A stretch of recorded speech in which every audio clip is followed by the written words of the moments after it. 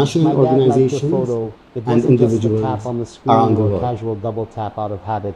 It was something deeper, United something Arab I hadn't Emirates. seen in him in a long time. He stared at it for a while before his thumb moved.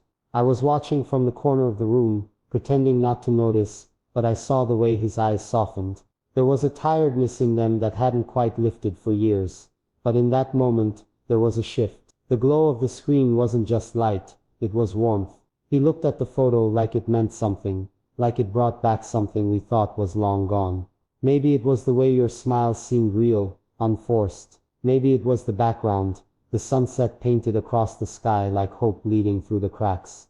Or maybe he saw something he used to believe in. I don't know what it was exactly, but after that, he put the phone down quietly, and for the first time in weeks, he exhaled, like he meant it. There used to be days when his laughter filled the walls. The house would shake with it, and I'd run from room to room, chasing echoes of a man who believed in tomorrow. But slowly, like shadows creeping in at dusk, that sound disappeared. It wasn't sudden. That's the tricky part about sadness. It arrives quietly, settles in the corners, and becomes part of the furniture. He stopped telling stories. He stopped looking out the window in the morning. He started walking slower, like hope weighed more than it used to. But that one moment, that single click of his thumb, seemed to reach inside and stir something. Maybe it was a memory, or a longing, or just a flicker of light in a place that had been dark too long. Whatever it was, I caught him humming that night. Not a song, not a tune really, just a rhythm, like his soul was remembering how to move again.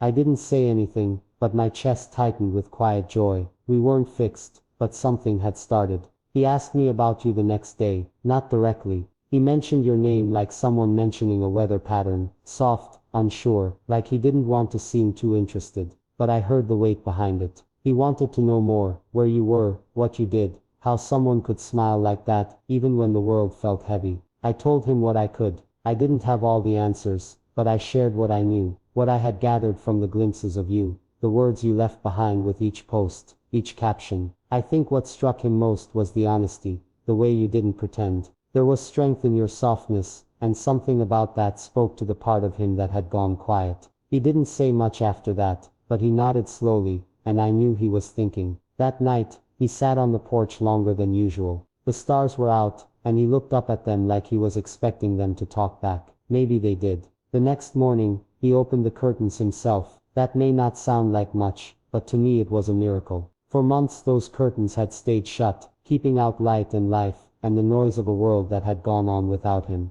But now, there was sunlight in the kitchen again, slicing across the floor like a blade of hope. He made coffee. Black, strong, no sugar, just the way he used to. I watched him from the hallway, afraid that if I said something, I'd break the spell. But he caught me looking and smiled. Not a full grin, just the corner of his mouth, lifting like it had remembered how. Morning, he said, voice raspy, but real. I answered back, trying to keep my voice steady. It felt like a new beginning, quiet and fragile, and all because of a photo, a single moment captured and shared, that somehow reached into his silence and pulled him gently toward the surface again. That's when I started to believe in small miracles. He began to take walks again, not far, just around the block at first. He'd put on his old jacket, the one that smelled of rain and worn leather, and step out into the world like it didn't terrify him anymore. I walked with him sometimes, not saying much, just being there. The silence between us wasn't heavy now, it was companionable. We passed neighbors he hadn't spoken to in months, and he'd nod or smile, and once he even waved. It wasn't dramatic, not the kind of moment people write songs about, but it was everything. He was relearning the world, piece by piece. He talked about the clouds, the way the air smelled after the rain, and once he even mentioned painting again. That shocked me. His easel had collected dust for so long, I thought he'd forgotten it existed. But the thought was there, looming quietly. Maybe something simple, he said, just colors, no shapes. I told him that sounded perfect. Sometimes, all we need is color. I caught him looking at your profile again. Not obsessively, not like someone scrolling through a stranger's life, but with genuine curiosity, like a student studying a book of light. He read your words aloud once, quietly, like he wanted to taste them. We carry the storms, but we also carry the sun, he read. Then he nodded. That's true, he said. That's very true. I think something in your words gave him permission to feel again. You didn't offer solutions or empty promises. You offered truth, wrapped in vulnerability. and for a man like my dad, that was a rare and precious thing. He grew up in a world where feelings were folded into fists, where tears were signs of weakness. But your presence, distant yet close, gave him a new script, one where strength wasn't silence and hope wasn't foolish. He didn't say it, but I saw it in the way he moved, a little lighter each day. You became part of his quiet recovery, like a lighthouse he could see in the distance. He started writing again, too. Small things at first, lists, reminders, notes in the margins of old books. But then came poems, little ones, full of pauses and questions. I found one on the counter one morning. It said, "Some hearts don't break, they bend like branches in the wind. They learn the language of survival." I didn't ask if it was for you. I didn't need to. The important thing was, he was speaking again, using his voice for more than just necessity.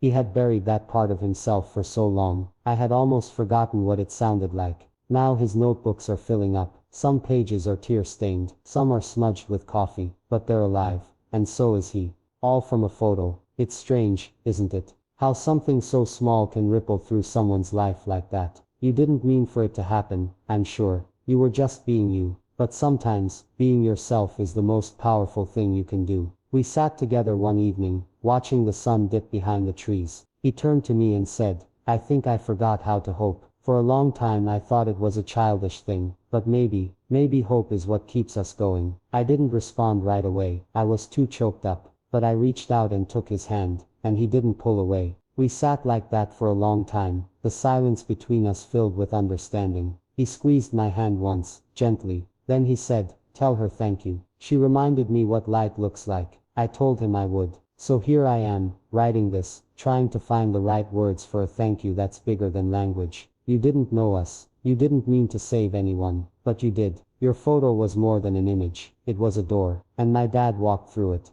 There's a new energy in the house now. Not loud, not dramatic, just a pulse, steady and real. He plants flowers in the garden. He whistles sometimes. He reads out loud when the radio isn't enough. He even baked once, burned the cookies, but laughed anyway. I think he's finally learning that it's okay to be unfinished. That healing doesn't have to be perfect, or fast. It just has to be honest. You gave him that, through your quiet courage, your truth, your smile. You showed him that beauty still exists, even in a world that sometimes forgets how to be kind. I don't know where this will go, how far the healing will reach. But I know we're moving. We're not stuck anymore. That alone is everything. And all of it started with a photo. Just a single frame of your life, reaching into ours. I hope you know what a gift you've given. You gave us a thread to follow out of the dark. So here we are now, changed. Not completely, not magically, but honestly. My dad wakes up a little earlier. He answers the phone now. He even said yes when I asked if we could visit the coast again. That place used to mean something to him, before everything fell apart. Now maybe it can mean something again. Maybe he can paint the water, the sky, the way the light dances on the surface. Maybe he can write a poem about the wind.